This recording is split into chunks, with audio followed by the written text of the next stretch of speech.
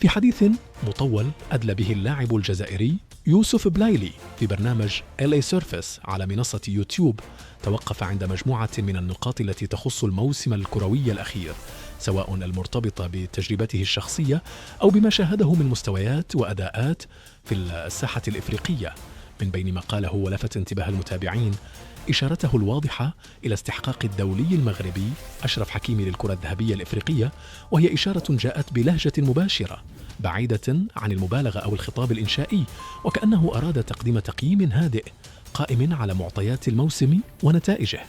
قال بلايلي إن حكيمي قام بكل شيء هذا العام، وإن تتويجه بمختلف الألقاب الكبرى مع ناديه جعله بحسب وجهة نظره اللاعب الأحق بالجائزة. لم تكن الجملة صادمة أو استفزازية بقدر ما بدت وصفا لمجموعة من الوقائع التي تابعها الجميع: تتويج باريس سان جيرمان بالدوري الفرنسي، فوزه بدوري أبطال أوروبا، إحرازه السوبر الأوروبي، ثم كأس فرنسا، إضافة إلى الوصول إلى نهائي كأس العالم للأندية. هذه إنجازات يمكن قياس أثرها بسهولة، ويمكن تقييم دور حكيمي فيها على أساس مشاركاته ومردوده المنتظم في مختلف المسابقات. حكيمي خلال الموسم الماضي كان لاعبا محوريا في أكثر المباريات حساسية. وجوده في الجهة اليمنى لم يكن مجرد ملء للمركز، بل كان جزءا من المنظومة التي بني عليها أسلوب لعب الفريق. فهو لاعب يجمع بين القدرة الدفاعية العالية والمساندة الهجومية المستمرة، مع حفاظه في أغلب الأحيان على مستوى ثابت. لهذا عندما يقول بلايلي إن حكيمي يستحق الجائزة، فهو يستند كما يظهر إلى رؤية فنية لا تقوم على العاطفة أو التحيز، وإنما على تتبع مسار لاعب استطاع أن يصل إلى مرحلة من النضج تجعله من أبرز الأسماء الإفريقية في الدوريات الأوروبية. ولم يكن حديث بلايلي عن حكيمي في سياق الإشادة فقط، بل جاء ضمن تقييم عام للسنة الكروية، تقييم يتطرق فيه اللاعب لأسماء وتجارب مختلفة. وربما ما منح تصريحه قيمة إضافية وأنه صادر عن لاعب دولي ينتمي لمنتخب منافس تقليديا للمنتخب المغربي، ومع ذلك ظل التعليق بعيدا عن المجاملة، أو على الأقل هذا ما توحي به طريقة الكلام ونبرته المحايدة. بدا وكأنه يضع الأمور في إطارها الحيادي. لاعب حقق موسما استثنائيا، وبالتالي من الطبيعي أن يوضع في مقدمة المرشحين لأي جائزة فردية كبرى في القارة. بعد ذلك تطرق بلايلي إلى مسيرته الشخصية، وتحديدا إلى أحد الأهداف التي يحتفظ بها في ذاكرته كلاعب محترف، وهو الهدف الذي سجله في مرمى المنتخب المغربي في كأس العرب. روى تفاصيله بعيدا عن الانفعال، مكتفيا بوصف طريقة التنفيذ. قال إن الكرة وصلت إليه بعد تشتيت من الحارس مبولحي، وإنه لاحظ تقدم الحارس المغربي أنس الزنيتي من مرماه، فقام بترويض الكرة ثم تسديدها مباشرة.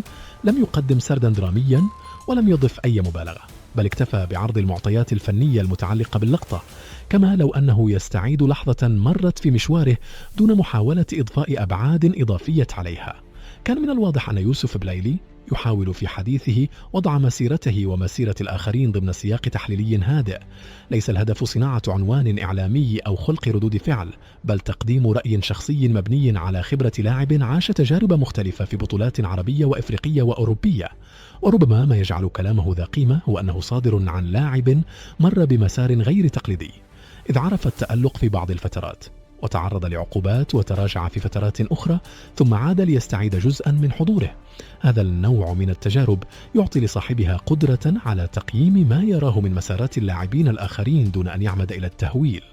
أما بالنسبة لأشرف حكيمي، فإن الموسم الذي بدأ بلايلي بالحديث عنه كان بالفعل موسما يمكن اعتباره ناجحا بكل المقاييس المهنية. اللاعب شارك في عدد كبير من مباريات فريقه، وأظهر قدرة على التأثير سواء في الجانب الدفاعي أو الهجومي.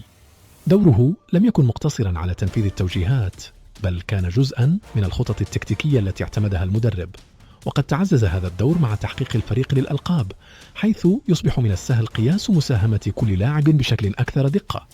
لذا فإن إشارة بلايلي إلى أن حكيمي قام بكل شيء تعود إلى هذه المشاركة المكثفة والفعالة، لا إلى إطراء شعبي أو مجاملة. كما أن وصول باريس سان جيرمان إلى نهائي كأس العالم للأندية رغم الخسارة أمام تشيلسي بثلاثية نظيفة كان مؤشرا إضافيا على قدرة الفريق على المنافسة في مستويات أعلى. واللاعبون الذين يشاركون بانتظام في مثل هذه المحافل يكتسبون وزنا إضافيا في النقاشات المتعلقة بالجوائز الفردية. فهذه الجائزة في نهاية المطاف تأخذ بعين الاعتبار الأداء، التأثير، الاستمرارية والمشاركة في البطولات الكبرى. لو نظرنا إلى حديث بلايلي من زاوية أوسع، يمكن اعتباره مثالا على أن التقييم بين اللاعبين لا يجب أن يخضع دائما لحساسيات الجماهير أو للسياقات المحيطة بالمباريات.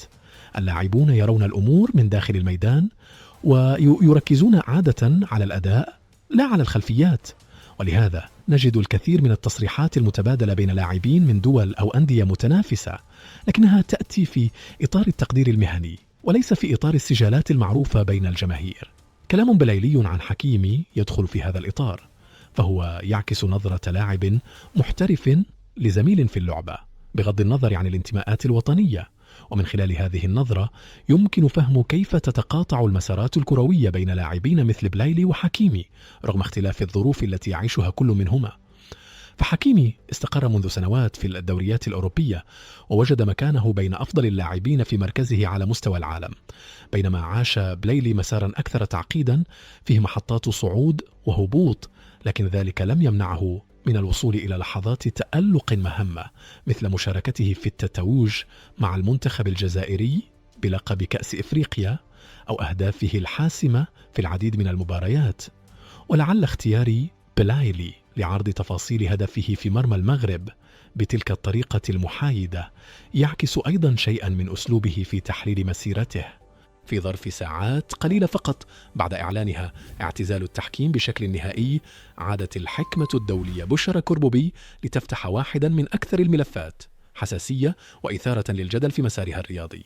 بعد سنوات من العمل داخل الملاعب المغربية والإفريقية، وجدت نفسها أمام حاجة ملحة إلى توضيح مجموعة من النقاط التي ظلت عالقة في أذهان الجماهير، خصوصا ما يتعلق بنهائي كأس العرش لسنة 2022 بين المغرب التطواني والجيش الملكي. هذه التصريحات التي جاءت على شكل رسالة مفتوحة للجماهير لم تمر مرور الكرام، إذ حملت بين طياتها الكثير من الإيحاءات والاعترافات الضمنية، وأعادت إلى السطح أسئلة كانت قد خفتت بمرور الوقت، لكنها الآن تعود بقوة أكبر في لحظة قد تكون الأخيرة في مسار واحدة من أشهر الحكمات في تاريخ كرة القدم المغربية. في هذا التقرير الممتد سنعود خطوة بخطوة لتفكيك أهم ما جاء في رسالة بشرى كربوبي، وسنرصد خلفيات الجدل الذي رافقها وسياق ما حدث في ذلك النهائي المثير والضغوط التي كانت تتحدث عنها، ثم نهاية المشوار التي يبدو أنها لم تكن كما تمنت. بدأت بشرى كربوبي حديثها بنبرة وجدانية حين عادت بذاكرتها إلى أولى خطواتها في عالم التحكيم. تقول إنها انطلقت من ملعب سانية الرمل بتطوان، ذاك الملعب الذي ارتبط بذكريات بداياتها وبأول مباراة أدارتها وبمواقف صنعت أحلامها. وتضيف أنها كانت تتمنى بعد سنوات طويلة من العمل أن تعود إلى المكان نفسه لتودع الملاعب هناك،